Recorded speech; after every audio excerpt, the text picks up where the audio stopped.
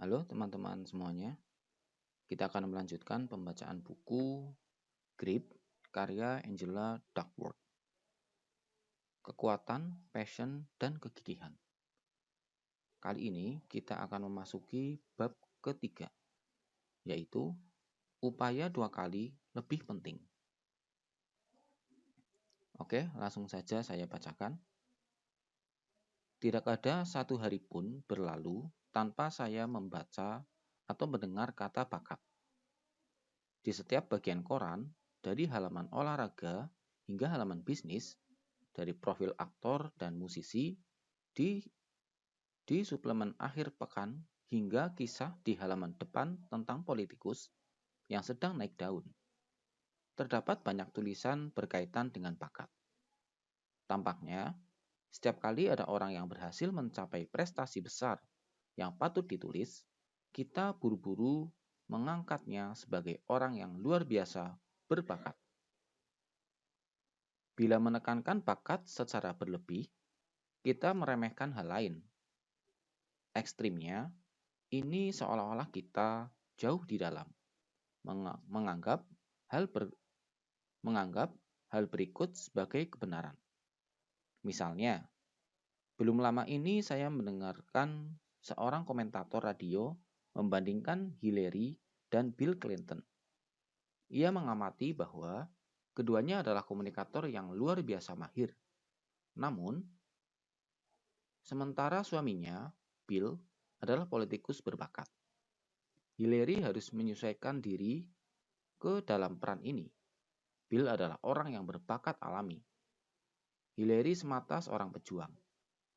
Implikasi yang tidak terucap tapi tampak jelas adalah bahwa Hillary tidak akan pernah setara dengan Bill. Saya pernah memergoki diri saya sendiri melakukan hal serupa. Bila seseorang benar-benar membuat saya terkesan, saya mungkin secara refleks berucap dalam hati, benar-benar seorang jenius. Saya seharusnya lebih tahu. Saya memang lebih tahu. Jadi, apa yang terjadi? Mengapa kita secara tidak sadar selalu bias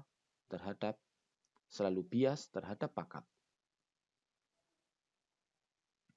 Beberapa tahun lalu, saya membaca sebuah studi tentang perenang kompetitif berjudul The Mundanity of Excellence. Judul artikel ini merangkum kesimpulan utamanya. Faktanya, prestasi manusia yang paling memesona adalah keseluruhan elemen individu yang tak terhitung jumlahnya, yang masing-masingnya adalah hal yang biasa. Dan Cambridge, sosiolog yang melakukan studi ini, mengamati kinerja superlatif sebenarnya adalah penyatuan dari beberapa keterampilan atau kegiatan kecil yang masing-masing dipelajari atau diketahui secara kebetulan, yang dilatih secara cermat menjadi sebuah kebiasaan. Lalu dicocokkan satu sama lain menjadi kesatuan utuh. Tidak ada hal yang luar biasa pada tindakan ini. Hanya kenyataan bahwa ini semua dilakukan secara konsisten dan benar, dan secara bersama menghasilkan keunggulan. Namun, rutinitas sulit dijual. Ketika menyelesaikan analisisnya dan memperlihatkan beberapa bab kepada seorang rekan, kau harus membuatnya lebih menarik, ujar temannya. Kau harus membuat orang-orang ini menjadi lebih menarik. Ketika saya menelepon dan untuk menyelidiki beberapa pengamatannya, saya mendapati bahwa ia terpesona dengan pemikiran tentang bakat. Dan apa sebenarnya yang kita maksud dengan bakat? Sebagai seorang perenang dan selama beberapa tahun kemudian sebagai pelatih paruh waktu. Sebagai seorang asisten profesor muda dan memutuskan untuk melakukan penelitian mendalam dan kualitatif terhadap perenang. Secara keseluruhan dan mencurahkan 6 tahun untuk mewawancarai, melihat, dan terkadang hidup dan bepergian dengan perenang dan pelatih pada semua level. Dari klub renang lokal hingga tim elit yang terdiri dari calon atlet olimpiade. Bakat, menurut pengapatannya, mungkin adalah penjelasan awam paling umum yang kita miliki untuk menjelaskan kesuksesan atletik. Seolah-olah, bakat adalah semacam zat yang tak terlihat di balik permukaan realitas kerja, yang akhirnya membedakan mana atlet terbaik. Dan atlet-atlet hebat ini tampaknya diberkati dengan bakat istimewa, sesuatu dalam diri mereka yang tidak ada pada diri kita. Mungkin yang bersifat fisik, genetik, psikologi, atau fisiologis. Beberapa orang memilikinya dan yang lain tidak. Beberapa adalah atlet alami dan beberapa lainnya bukan. Saya rasa dan sangat benar bila tidak bisa menjelaskan bagaimana seorang atlet, musisi, atau siapapun mampu melakukan sesuatu yang sangat menakjubkan. Kita cenderung untuk angkat tangan dan berkata, itu adalah bakat. Tidak ada orang yang bisa mengajari Anda hal seperti itu. Dengan kata lain, bila kita tidak bisa dengan mudah melihat bagaimana pengalaman dan latihan membawa seseorang ke level keunggulan yang sangat jelas melampaui norma, kita dengan seketika mengucap orang tersebut berbakat alami. Dan mengemukakan bahwa biografi perenang hebat mengungkapkan banyak sekali faktor yang berkontribusi pada kesuksesan terbesar mereka. Contohnya, hampir semua perenang yang paling mahir mempunyai orang tua yang tertarik pada olahraga itu dan mempunyai cukup banyak uang untuk membayar pelatihnya. Ikut serta dalam perlombaan renang, dan salah satu yang paling penting, akses ke kolam renang. Dan yang terpenting, latihan ribuan jam di kolam renang selama bertahun-tahun. Semua ditunjukkan untuk memperbaiki banyak elemen individu yang seluruhnya menciptakan suatu kinerja sempurna. Meskipun tampaknya salah bila kita berasumsi bahwa bakat adalah penjelasan lengkap untuk kinerja yang memesona. Hal ini dapat dipahami. Wajar bila kita salah berasumsi dan menjelaskan, terutama bila satu-satunya waktu di mana kita menyaksikan penampilan atlet top terjadi setiap 4 tahun ketika menonton Olimpiade di televisi. Atau bila seseorang hanya melihat mereka saat bertanding dan bukan saat melakukan latihan sehari-hari. Satu poin lagi yang ia ajukan adalah bahwa bakat minimal yang diperlukan untuk meraih kesuksesan sebagai perenang lebih rendah daripada perkiraan sebagian besar orang. Saya rasa Anda tidak bermaksud mengatakan bahwa siapapun bisa menjadi Michael Phelps. Tanya saya, apakah begitu? Tidak, tentu saja tidak. Jawab dan pertama, ada keunggulan anatomis tertentu yang tidak dapat dilatih. Lalu, lanjut saya, bukankah prestasi beberapa perenang meningkat lebih pesat daripada perenang lain? Meskipun mereka berlatih sama keras dan mendapatkan latihan yang sama. Betul, tapi hal utama adalah bahwa kejayaan merupakan hal yang dapat dilakukan. Kejayaan mencakup banyak prestasi tersendiri, dan masing-masing prestasi ini dapat dilakukan. Maksud dan adalah bahwa bila Anda memiliki film selang waktu dari jam, hari, minggu, dan tahun yang menghasilkan prestasi unggulan, Anda bisa melihat apa yang ia lihat. Bahwa kenyataannya kinerja tingkat tinggi adalah penambahan dari tindakan biasa. Namun, apakah penguasaan inkremental atas komponen biasa menjelaskan segalanya? Saya bertanya-tanya, apakah hanya ini penjelasannya?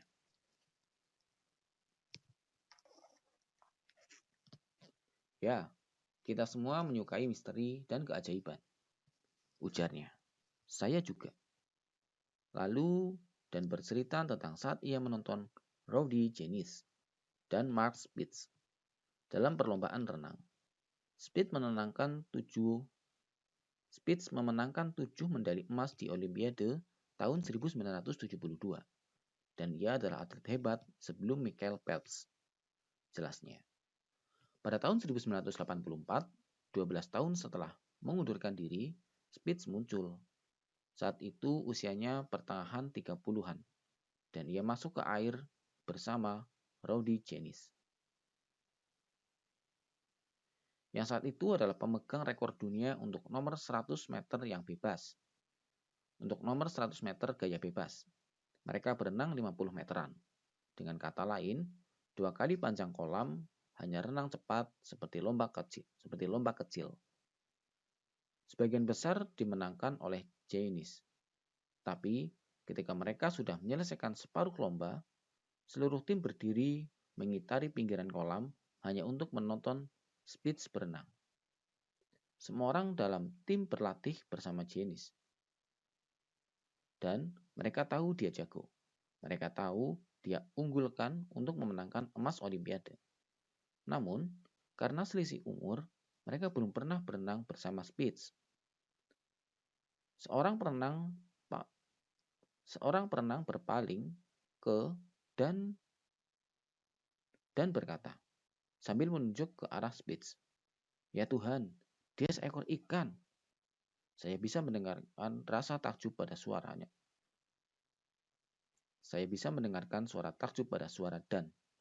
Bahkan seorang penganut rutinitas pun tampaknya mudah terbuai dengan penjelasan tentang bakat. Saya agak menekannya. Apakah penampilan megah semacam ini bersifat istimewa?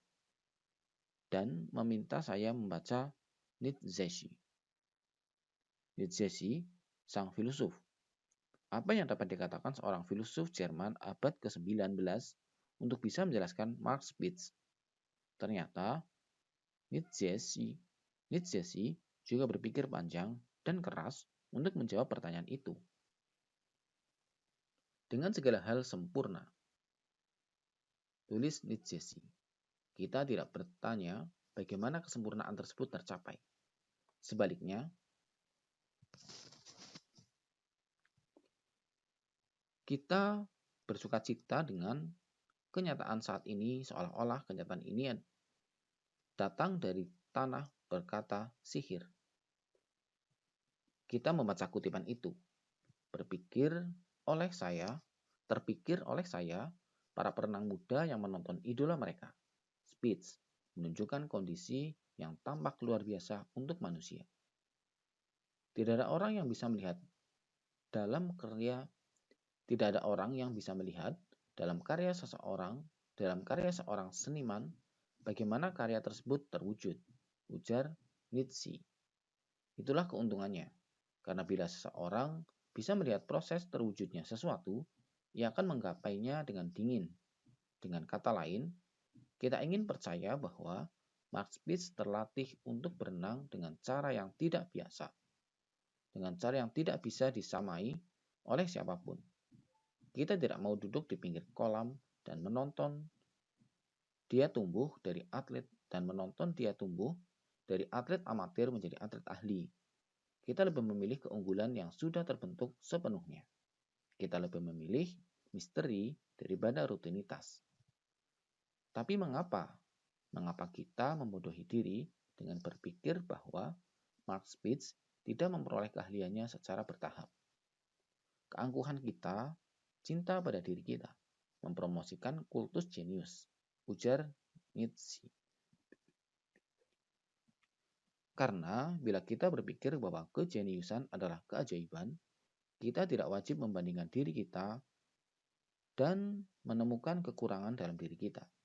Mengatakan bahwa seseorang istimewa berarti di sini kita tidak perlu bersaing. Dengan kata lain, memitoskan bakat alami menghindarkan kita dari keharusan untuk menghadapi tantangan. Membuat kita bisa santai. Itulah yang tak diragukan lagi. Terjadi pada hari-hari awal saya mengajar. Ketika saya secara keliru menyamakan bakat dan prestasi. Dan dengan melakukannya, Saya menghilangkan usaha baik murid saya maupun saya sendiri dari pertimbangan lebih lanjut.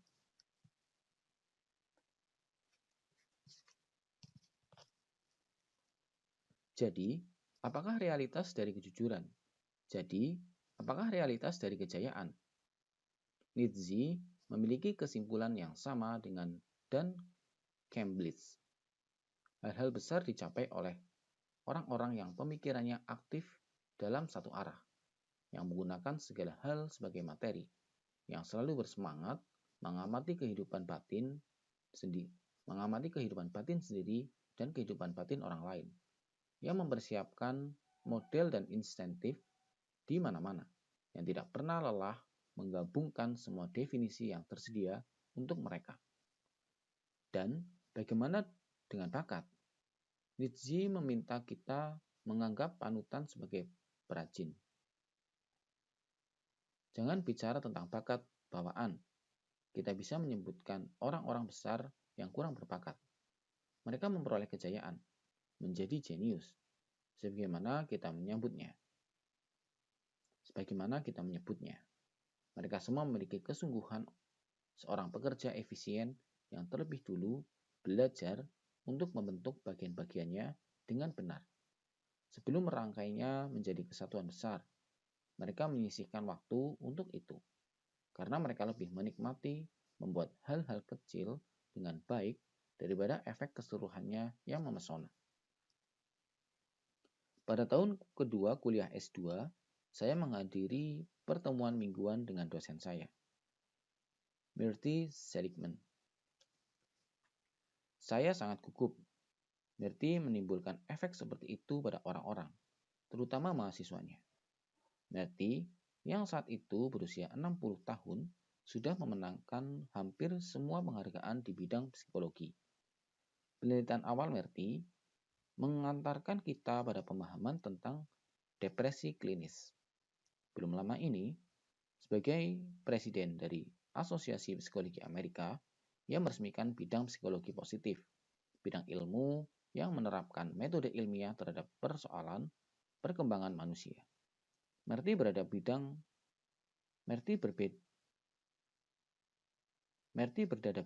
dan bersuara bariton. Ia memang mempelajari kebahagiaan dan kesejahteraan. Tapi, cerai bukanlah kata yang akan saya gunakan untuk menggambarkan dirinya. Tapi, ceria bukanlah kata yang akan saya gunakan untuk menggambarkan dirinya. Di tengah apapun yang sedang saya katakan, laporan tentang apa yang saya lakukan seminggu terakhir atau langkah selanjutnya dalam salah satu studi penelitian kami, Myrtle menginterupsi. Anda tidak punya gagasan cemerlang selama 2 tahun terakhir. Saya menatapnya dengan mulut terbuka, mencoba mengolah apa yang baru saja ia katakan. Lalu saya mengejapkan mata. 2 tahun? Saya saja belum genap 2 tahun kuliah di sini. Hening. Lalu ia melipat tangan, mengernyitkan dahi, dan berkata, Anda boleh membuat segala macam statistik hebat. Entah bagaimana. Anda bisa meminta semua orang tua di sekolah mengembalikan formulir persetujuan mereka. Anda membuat beberapa pengamatan yang berwawasan. Namun, Anda tidak punya teori. Anda tidak punya teori untuk psikologi pencapaian. Hening. Apa yang dimaksud dengan teori? Akhirnya, saya bertanya karena sama sekali tidak mengerti apa yang dia bicarakan. Hening. Berhentilah membaca terlalu banyak dan mulailah berpikir. Saya meninggalkan ruangannya, masuk ke ruangan saya, dan menangis di rumah bersama suami saya. Saya menangis lebih keras. Saya mengutuk Myrtle dalam hati, dan jangan dengan suara nyaring, dan juga dengan suara nyaring, karena kebrengsekannya. Mengapa ia mengatakan kepada saya bahwa apa yang saya lakukan salah? Mengapa ia tidak memuji saya atas apa yang saya lakukan dengan benar? Anda tidak punya teori. Kata-kata ini terngiang di pikiran saya selama beberapa hari.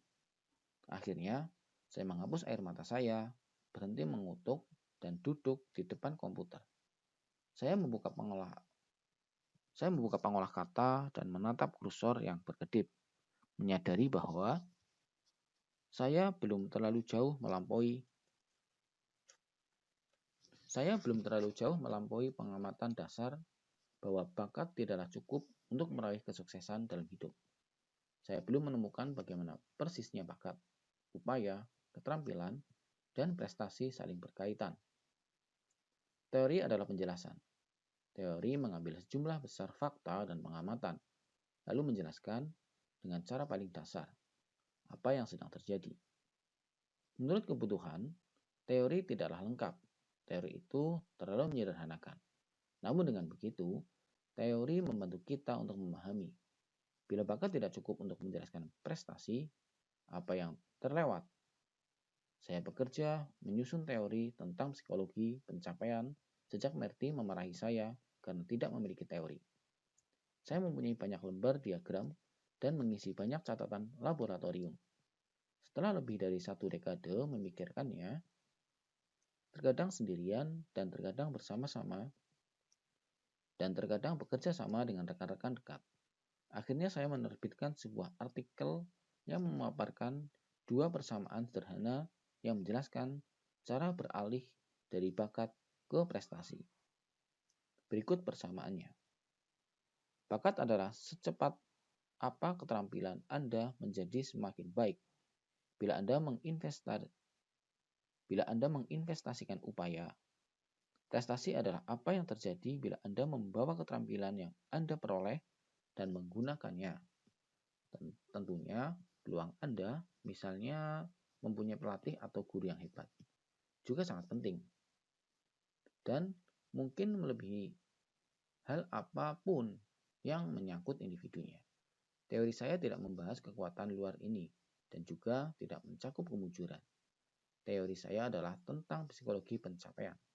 Tapi karena psikologi bukan satu-satunya faktor penting, teori saya tidak lengkap.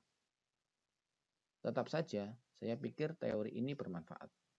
Yang dikatakan teori ini adalah bahwa bila Anda mengkaji individu dalam situasi serupa, apa yang dicapai masing-masing individu hanya bergantung pada 2 hal, bakat dan upaya. Bakat secepat apa keterampilan kita untuk menjadi semakin baik, benar-benar penting. Namun, upaya adalah faktor yang dimasukkan ke perhitungannya 2 kali, bukan 1 kali. Upaya membangun keterampilan. Pada waktu bersamaan, upaya membuat keterampilan menjadi produktif. Perkenankan saya memberi beberapa contoh.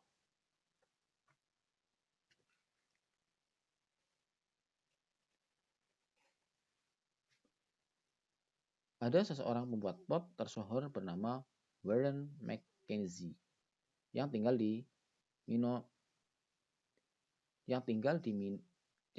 Minnesota. Ia kini berusia 92 tahun dan sudah menekuni pekerjaannya sebagai perajin tanpa interupsi selama hampir seluruh hidupnya sebagai seorang dewasa. Awalnya, ia dan mendiang istrinya yang juga seorang seniman mencoba berbagai hal. Tahukah Anda, ketika masih muda, Anda pikir Anda bisa melakukan apa saja. Dan kami berpikir kami akan menjadi pembuat pot. Kami akan menjadi pelukis. Kami akan menjadi desainer tekstil. Kami akan menjadi perancang perhiasan. Kami akan menjadi inilah atau itulah. Kami akan menjadi orang-orang Renaissance. Tak lama kemudian menjadi jelas bagi saya bahwa melakukan satu hal dengan semakin mahir mungkin lebih memuaskan daripada tetap menjadi amatir untuk beberapa hal berbeda. Akhirnya, kami berdua tidak melanjutkan kegiatan menggambar, melukis, menyablon, desain tekstil, dan berkonsentrasi pada kerajinan keramik, karena bidang inilah yang benar-benar kami minati.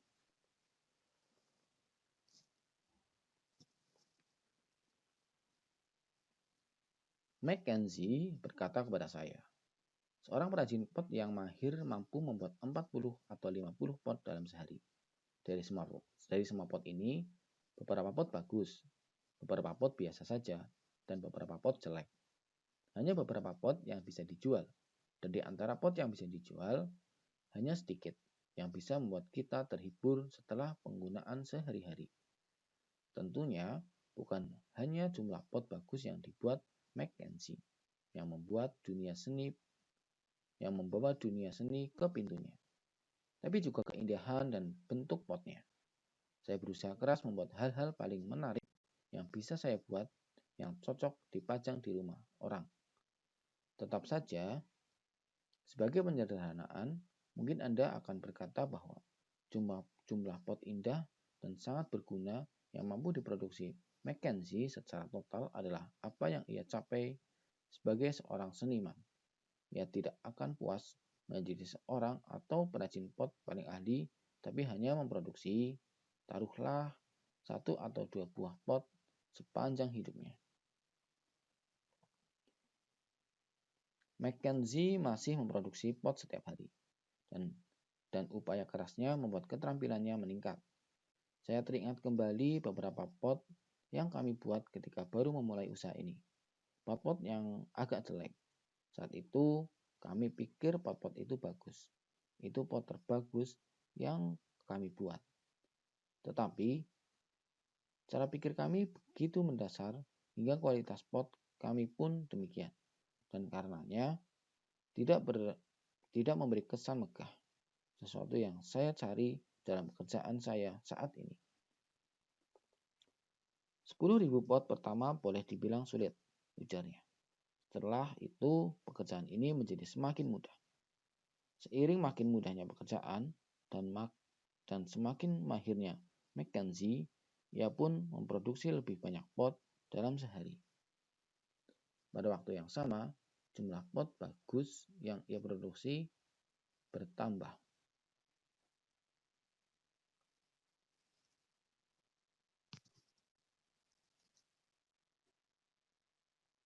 Keterampilan versus upaya. Keterampilan kali upaya sama dengan prestasi. Dengan upaya keras, Mackenzie menjadi semakin mahir membuat hal-hal paling menarik yang dapat saya buat yang akan cocok dipajang di rumah orang. Pada waktu yang sama, dengan upaya yang sama, ia menjadi semakin mahir. Grab adalah pendongeng alami. Ini adalah kata-kata dari novel keempat John Irving, The World According to Grab. Seperti tokoh utama fiktif novel tersebut, Irving menceritakan kisah hebat. Ia dipuji sebagai pendongeng hebat dalam sastra Amerika hari ini. Hingga saat ini, ia sudah menulis beberapa novel yang sebagian besar adalah buku laris dan separuhnya dibuat menjadi film. The World According to Grab memenangkan penghargaan buku nasional dan naskah film Irving untuk The Charterhouse Rules, memenangkan Academy Awards. Namun, tidak seperti Grab, Irving tidak mempunyai bakat alami. Sementara Grab pandai mengarang, alur demi alur, dan hasilnya pas. Irving menulis ulang naskah awal dari novelnya. Berkenaan dengan upayanya saat mulai menulis, Irving berkata, "Yang paling penting, saya menulis ulang semuanya. Saya memperhatikan kenyataan bahwa bakat saya kurang." Irving ingat mendapat nilai C untuk bahasa Inggris di SMA. Skor verbal SAT-nya 475 dari 800, yang artinya 2/3 siswa yang mengambil SAT meraih skor lebih tinggi darinya. Ia harus tinggal di SMA 1 tahun lagi untuk mendapatkan nilai yang cukup untuk lulus. Irving ingat guru-gurunya menganggapnya malas dan bodoh.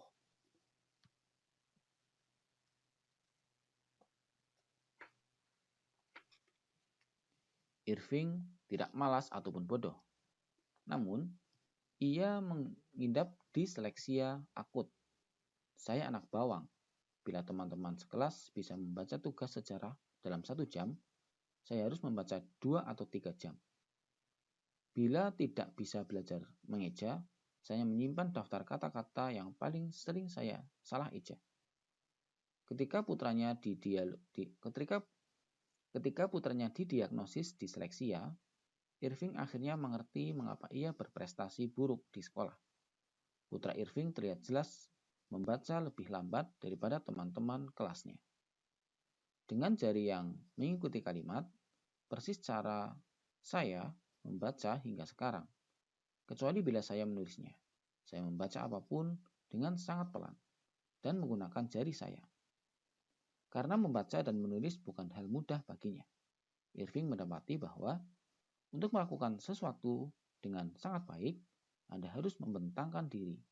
Dalam kasus saya menyadari bahwa saya harus menaruh perhatian 2 kali lipat. Saya menyadari bahwa bila kita melakukan sesuatu berulang kali, sesuatu yang sebelumnya tidak alami menjadi alami. Anda belajar bahwa Anda memiliki kapasitas untuk hal itu, dan hal itu tidak datang dalam sekejap.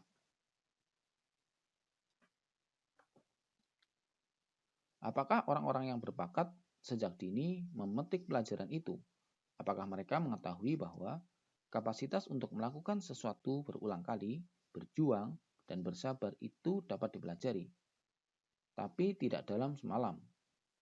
Beberapa mungkin mengetahuinya, namun orang-orang yang berjuang sejak awal mungkin lebih mengetahuinya. Satu alasan saya punya keyakinan dalam menulis jenis novel yang saya tulis, ujar Irving, adalah karena saya memiliki keyakinan pada daya tahan saya untuk melakukan sesuatu berulang kali, sesulit apapun itu. Setelah novelnya yang ke-10, Irving mengamati. Menulis ulang adalah hal terbaik yang saya lakukan sebagai seorang penulis. Saya menghabiskan lebih banyak waktu untuk merevisi novel atau skenario daripada menulis naskah awalnya. Ini menjadi keuntungan. Irving tahu bahwa kemampuannya membaca dan mengeja tidak selancar orang lain. Saat menulis novel, tidak ada orang yang rugi bila harus menulis pelan. Seorang penulis tidak akan dirugikan bila harus menulis berulang kali. Dengan upaya kerasnya setiap hari, Irving menjadi salah satu penulis paling mahir dan produktif dalam sejarah. Dengan upayanya, ia menjadi seorang ahli, dan dengan upaya, keahlian menghasilkan cerita yang menyentuh jutaan orang, termasuk saya. Will Smith, musisi pemenang Grammy Award dan aktor peraih nominasi Oscar, sering berpikir tentang bakat, upaya, keterampilan, dan prestasi. Saya tidak pernah menganggap diri saya mempunyai bakat khusus, ujarnya. Keunggulan saya adalah etika kerja yang gila-gilaan memabukkan. Pencapaian di mata Will adalah kesiapan untuk menyelesaikan seluruh pekerjaan. Ketika diminta menjelaskan keberhasilan mencapai kedudukan tinggi di kancah hiburan tertinggi, Will berkata, "Satu-satunya hal yang saya lihat sangat berbeda pada saya adalah saya tidak takut mati dengan treadmill. Saya tidak akan membiarkan orang lain bekerja lebih baik daripada saya. Titik. Anda mungkin lebih berbakat daripada saya. Anda mungkin lebih pintar daripada saya. Anda mungkin lebih seksi daripada saya. Anda mungkin lebih segalanya daripada saya. Anda mengungguli saya dalam berbagai kategori. Namun, bila kita naik ke treadmill bersama, ada 2 kemungkinan. Anda akan turun terlebih dahulu, atau saya akan mati. Sesederhana itu." Pada tahun 1940, para peneliti di Harvard University mempunyai gagasan sama dalam sebuah studi yang dirancang untuk memahami karakteristik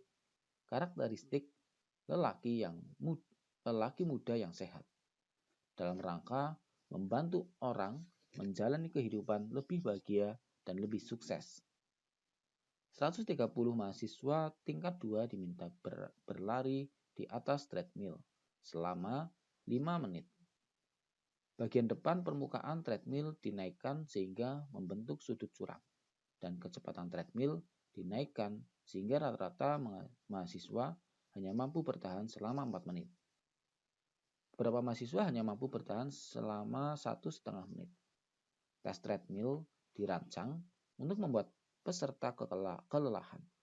Tidak hanya lelah fisik, tapi juga mental. Dengan mengukur lalu menyesuaikan kebugaran fisik dasar, para peneliti merancang tes treadmill untuk mengukur daya tahan dan kekuatan tekad.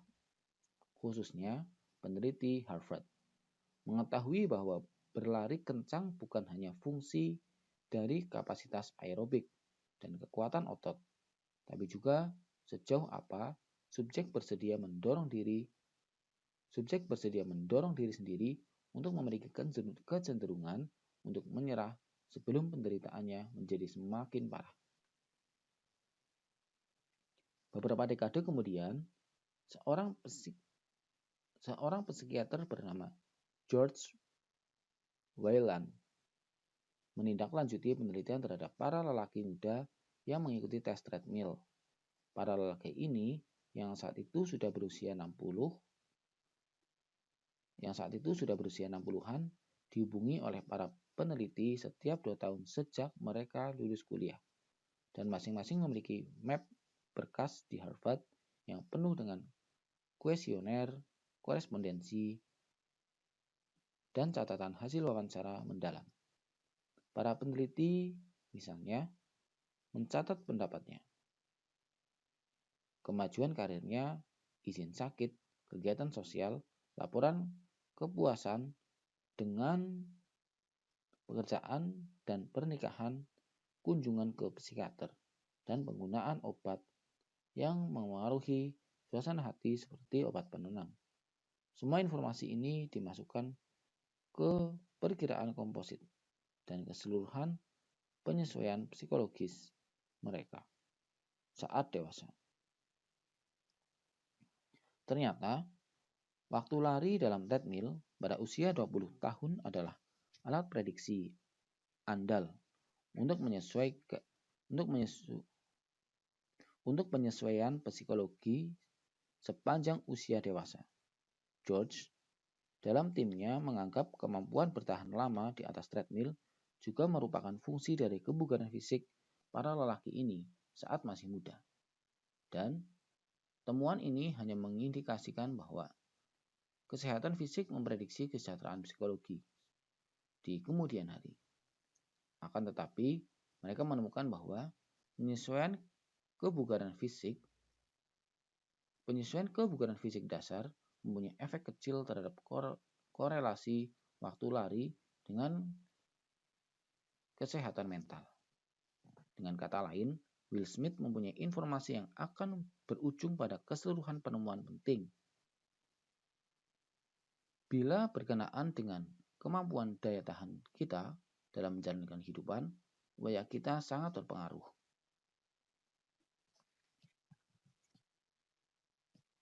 Berapa lama Anda akan bertahan di atas treadmill? Saya bertanya kepada George belum lama ini. Saya ingin tahu karena di mata saya, George adalah teladan untuk ketabahan.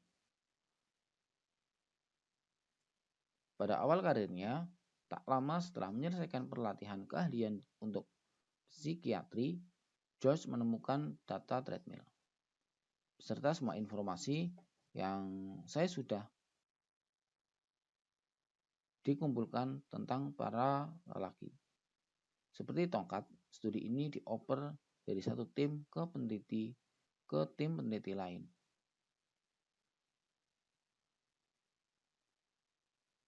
Dengan minat dan energi yang berkurang, sampai kemudian studi ini tiba di tangannya.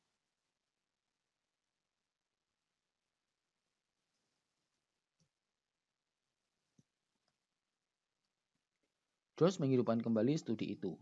Ia menghubungi kembali para lelaki itu melalui surat serta telepon, dan selain itu mewawancarai mereka satu persatu, melakukan perjalanan ke berbagai sudut dunia untuk melakukannya.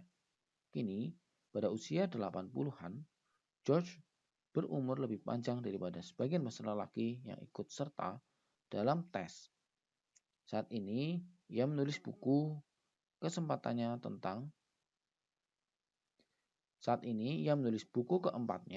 tentang studi keberlanjutan. Tentang studi berkelanjutan terpanjang yang pernah dilakukan terhadap perkembangan manusia. Sebagai jawaban terhadap pertanyaan saya tentang kegigihan bertahan di atas treadmill, Josh menjawab, "Oh, saya tidak segigih itu. Ketika mengisi teka-teki silang di pesawat terbang. Saya selalu melihat jawabannya bila saya agak frustasi. Jadi, ia tidak terlalu tabah saat mengerjakan teka-teki silang. Dan bila ada yang rusak di rumah, saya akan menyerahkannya ke istri saya. Dan istri saya lah yang akan memperbaikinya."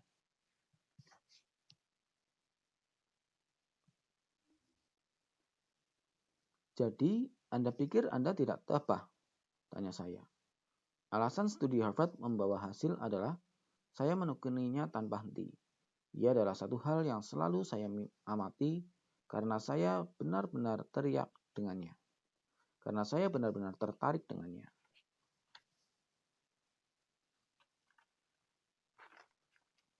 Tidak ada hal yang lebih menarik daripada mengamati pertumbuhan seseorang. Lalu, setelah hening sesaat, Josh mengenang masa kuliahnya ketika sebagai atlet yang mewakili universitasnya.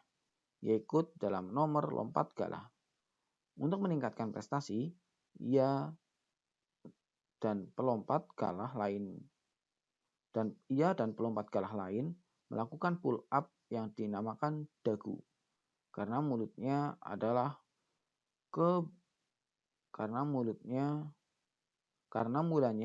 Anda bergantung pada sebuah mistar, lalu menarik badan ke atas, membuat dagu Anda mengembang persis di atas mistar, lalu menurunkan badan dan mengulang gerakannya.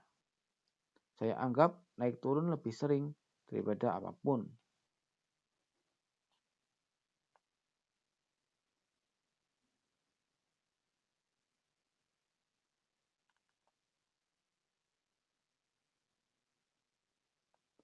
Bahkan karena saya sangat atletis.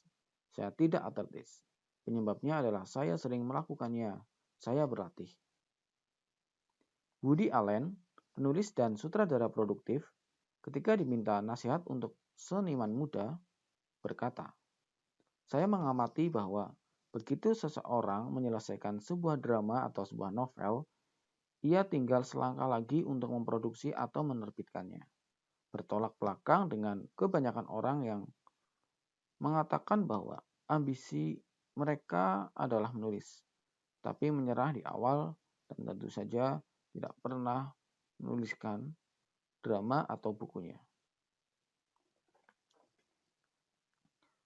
Atau menurut formulasi Allen yang lebih tajam, 80% kesuksesan dalam hidup adalah kemunculan. Pada tahun 1980-an, baik George W. Bush maupun Mario Cuomo sering mengucapkan kembali kearifan ini dalam pidato, mengubah kata-kata ini menjadi semacam meme. Jadi, meskipun para pemimpin Partai Republik dan Demokrat tidak sependapat dalam banyak hal, mereka sepakat sepenuhnya tentang pentingnya menindaklanjuti apa yang kita mulai. Saya berkata pada Josh Phelan, seandainya saya berada dalam tim penelitian Harvard tahun 1940, saya akan memberi saran. Saya akan mengizinkan para lelaki muda itu kembali ke esokan harinya, bila mereka mau, dan mencoba kembali tes treadmill. Saya menduga beberapa lelaki akan kembali untuk melihat apa mereka bisa bertahan lebih lama, sementara yang lain akan puas dengan upaya pertama mereka. Mungkin beberapa orang akan bertanya kepada para peneliti apakah mereka mengetahui strategi fisik atau mental untuk bertahan lebih lama. Dan mungkin orang-orang ini akan tertarik untuk melakukan percobaan ketiga dan keempat. Lalu saya akan menciptakan skor ketabahan berdasarkan beberapa hal.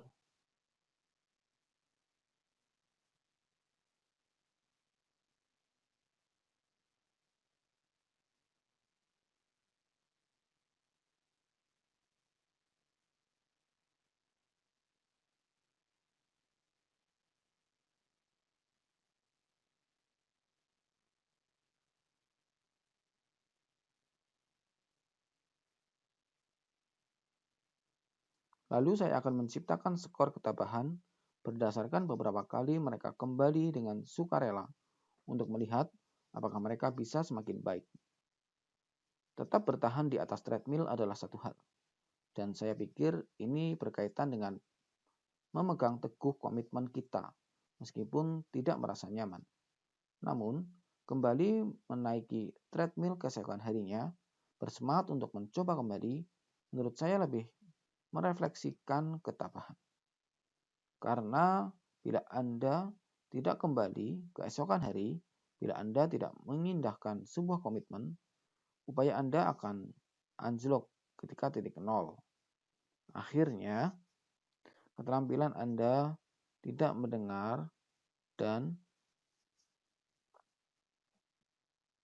pada waktu yang sama, Anda berhenti menghasilkan sesuatu dengan apapun keterampilan Anda.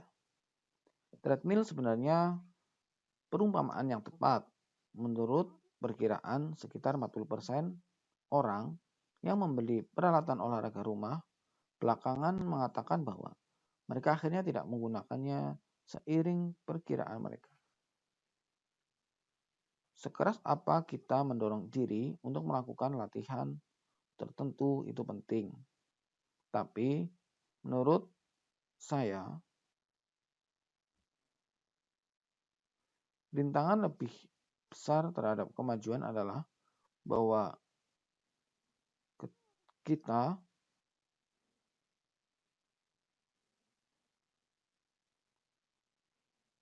terkadang berhenti berlatih. Sama sekali. Sebagaimana dikatakan oleh setiap pelatih atau atlet, upaya konsisten adalah segalanya. Seberapa sering orang memulai sesuatu lalu menyerah sama sekali. Beberapa banyak treadmill, sepeda latihan, dan perangkat beban yang saat ini menjadi debu di gudang. Beberapa banyak anak yang pergi berolahraga lalu berhenti sebelum waktunya berakhir. Berapa banyak dari kita yang berjanji untuk merajuk baju hangat untuk semua teman, tapi hanya sanggup merajut separuh lengan baju sebelum berhenti. Begitu juga untuk kebun sayur di rumah.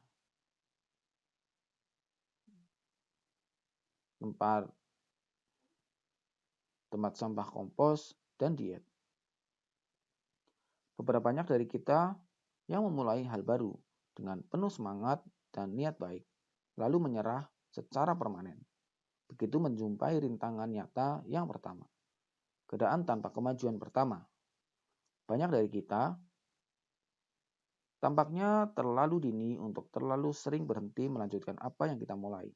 Yang lebih penting daripada upaya yang dilakukan orang tabah dalam satu hari adalah mereka bangun keesokan harinya.